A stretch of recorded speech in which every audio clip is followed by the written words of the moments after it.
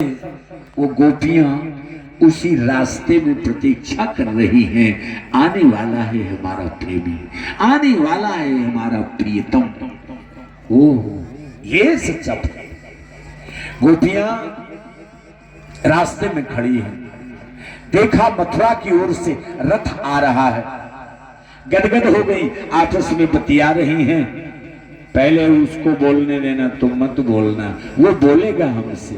हाँ, लेकिन जब देखा तो कोई दूसरा, तो मुंह फेर लिया। गोपियाओं ने मुंह फेर के खड़ी हो गई।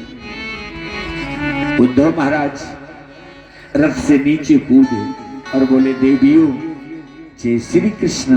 और जैसे कृष्ण का नाम सुना तो मुंह पुनः बाबा के सामने। बाबा कहां से आए हो? मथुरा से। काहे के लिए आए हो? कन्हैया का संदेशा लेकर आया हूं, कन्हैया का संदेश वाहक हूं, मुझे यशोदा के घर का रास्ता बता दो। तो गोपियों ने कहा, बाबा ये जो पानी बहता चला रहा है ना? बोले हाँ। बोले ये किसी नदी, किसी तालाब, किसी किसी झरने का नहीं है, ये यशोदा के आंसुओं का बहा हुआ नीर है। क्या? अरे राम राम, ज्ञानी के ज्ञान का वो भंडा फूट गया। इतना रोई है यशोदा कन्हैया के लिए। बाबा आंखों की ज्योति समाप्त हो गई उस माँ की, कानों में सुनाई नहीं पड़ता उस माँ को। अरे मैया कितना रोई होगी। गए महाराज, देखा यशोदा की आंखों की ज्योति समाप्त हो गई है, कानों में सुनाई नहीं देता है, शांत बैठी। आचार्य श्री सुखदेव स्वामी कहते हैं, परीक्षित इस दृश्य को देखा तो पागल सा हो गया। वो ज्ञानी, उसके ज्ञान का भंडा फूट गया, पागल सा हो गया। मैया जोर से चिल्लाया तो मैया ने डांट दिया, खबरदार जोर से ना चिल्लाना, अभी मेरा लाला सो रहा है, उसकी नींद बिगड़ जाएगी। ऐसा डूबी हुई है यशोदा। मेरा लाला सो रहा है, उसकी नींद बिगाड़ेगा? कहां से आया है? भैया मैं तो तेरे लाला का संदेशा लेकर आया हूं मथुरा से। होश आया, होश में आई। आहा कैसे है मेरा लाला? ठीक तो है ना? हाँ भैया, लेकिन तुम्हारे लिए संदेशा भेजा है। क्या पठाया, क्या भेजा मेरे लाला ने? खड़ी हो गई। उद्धव को लगा, अरे छलिया कृष्ण, अरे छलिया तूने इस माँ को छोड़ दिया जिस माँ ने अपना सर्वस्व बलिदान कर दिया तेरे लिए। अरे कृष्ण निश्चित रूप से तू छलिया है। लेकिन नहीं, कन्हैया ने सोचा बोध करा देता हूं उद्धव को। तो देखा एक किनारे में जैसे अपनी दृष्टि इधर दौड़ाई, महाराज उद्धव जी ने तो देखा कन्हैया मैया के चरण चाप रहे हैं। घबरा गया, अरे राम राम, जिस कृष्ण को मैं छोड़ के आया हूं ये यहाँ मैया के चरण दबा रहा है।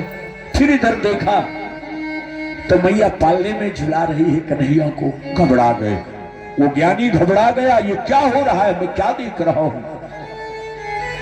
फिर कन्हैया ने अपनी माया से बोला, कन्हैया ने अपनी माया से बोला और यशोदा ने कहा, जा कह देना उस छलिया को, मेरे लाला को, जिसे तू छलिया कहता है ना, मेरे लाला को कह देना मैं आनंद से हूं और मेरा लाला अपना ख्याल रखे, अपना ध्यान रखे सदैव। मैया यही तो कहती है, जब कोई संदेशा पठाती है टेलीफोन में, तो टेलीफोन की व्यवस्था तो सबसे पहले यही कहती है अपने पुत्र से, बेटा अपना ख्याल रखना, अपना ध्यान रखना, जहां भी रहना ठीक से रहना। यही तो है।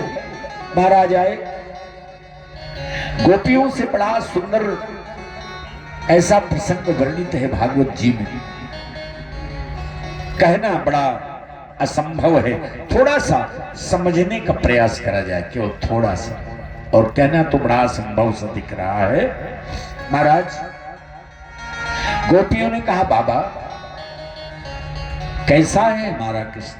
कन्हैया बोले, ठीक है, तुम्हें याद कर करके रोता रहता है। एक काम करो गोपियों, बताओ बाबा, तुम वहां से अपने मन को हटा करके हटा लो उस प्रेमी से मन को, जिस प्रेमी ने तुम्हें छोड़ के और अलग अपनी दुनिया बसाने का मन बना लिया हो। हटा लो मन को और दूसरी जगह लगा लो, कहीं निर्गुण ब्रह्म पे लगा लो। रोना नहीं पड़ेगा, निर्गुण ब्रह्म पे मन को लगा लोगे। गोपियों ने कहा बाबा कहते तो तुम ठीक ही हो, ठीक बोलते हो, लेकिन एक बात बताओ तुम्हारे पास कितने मन हैं? तो उद्धव ने कहा मन तो एक ही होता है सबके। सो बोले बाबा अगर एक ही होता है, बड़ा सुंदर एक पद महाराज सूरदास जी ने वर्णित किया, मन न भय तस्बीस ऊधो, मन न भय तस्बीस ऊधो, मन न भय तस्बीस ऊधो, मन न भय तस्बीस, मन न भय तस्बीस ओ मन न भय तस्बीस, मन न भय तस्बीस, मन न भय तस्बीस, एक होते सो गयो श्याम संग, एक होता गयो श्याम संग। बाबा एक मन था वो कन्हैया के साथ चला गया, अब हमारे पास क्या बचा बताओ?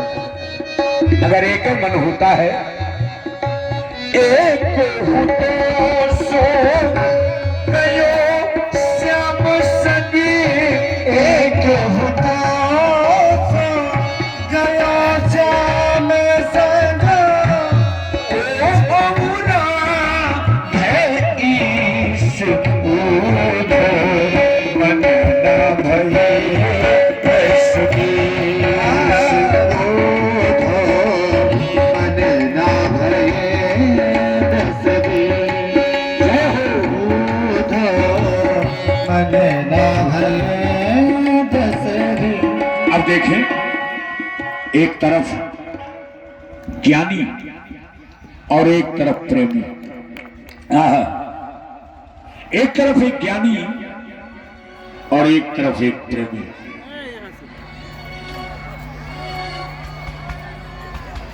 ज्ञानी अपने ज्ञान के घमंड में चूर है, उससे बड़ा ज्ञानी कोई हो ही नहीं सकता। अच्छा एक बात ध्यान रखना, मैं जहां तक अपना एक आंकलन बता दूं, सारे लोग हमारे देश में संगठित हो सकते हैं, लेकिन विद्वान संगठित नहीं हो सकते। परीक्षित जी, ये मेरा अपना अनुभव है। विद्वान एक दूसरे के लिए आरा लेके बैठे हैं, ईमानदारी की बात बता रहा हूं, कुल्हाड़ा लिए बैठे हैं विद्वान मेरे भारत देश में। वो उसकी निंदा, वो उसकी बुराई, वो उसकी निंदा। अरे यार क्या हो गया मेरे भारत देश को?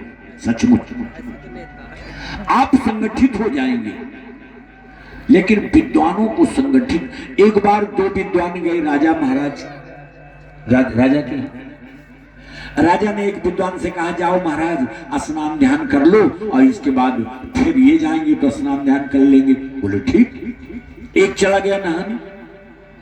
सो महाराज राजा ने जो बचा हुआ था उससे कहा काहे महाराज ये भी अच्छे विद्वान होंगे जो नहाने चले गए। बोले काहे का विद्वान, ये तो बैल का बैल है पूरा, मैं अपने साथ में लिवाए रहता हूं, ये कहिए। बोले अच्छा ठीक। अब वो नहा के आया तो राजा ने उसको कहा दूसरे वाले को, जाओ भैया तुम भी स्नान करो महाराज और फिर इसके बाद भोजन तैयार करें। वो नहाने चला गया तो जो नहा के लौटा था उससे कहा काहे भैया पंडित जी महाराज जी ये भी अच्छे विद्वान होंगे जो नहाने गए। अरे बोले काहे का विद्वान, ये तो पूरा गधा का गधा है, वो तो मैं साथ में लिए रहता हूँ, जरा देखिए। तो राजा ने क्या किया, जो भोजन का समय आया तो एक थाली में घास रख दी और एक में भूसा रख दिया। ले और जब दोनों बैठे, थाली आगे आई तो एक में घास एक में भूसा। तो बोले ये कौन सा मजाक कर रहे हो? बोले मजाक नहीं है महाराज। बोले फिर? बोले आप के कथनानुसार मैंने व्यवस्था करी है। बोले कैसे? बोले आपने कहा था कि ये तो पूरा बैल का बैल है, तो बैल के लिए मैं भूसा रख दिया हूँ। और आपने कहा था कि ये तो पूरा गधा है, तो गधे के लिए मैंने घास रख दिया है। तो मैंने कौन सी बुराई करी जरा बताएं। देखिए तो यही विडंबना, सबसे बड़ी विडंबना हमारे आपके यहाँ यही है, और यही हमें आपको परेशानी में डाल रही है। लेकिन मैं सभी से निवेदन करता हूं, विद्वान न बनो, अरे प्यारे विद्यावान बनो। विद्वान न बनो, विद्यावान बनो। विद्वान और विद्यावान में जमीन आसमान का अंतर मिलेगा। समय अभाव है, अगर कल समय मिला तो विद्वान और विद्यावान मैं दोनों को परिभाषित करूंगा आपके बीच में। क्योंकि आज भी हमें और कन्हैया का विवाह भी संपन्न करना है, और समय बिल्कुल हमारे पास बहुत थोड़ा सा है। इतने समय में और हमें कन्हैया का विवाह भी और आपके बीच में करना है, और आप लोग भी सब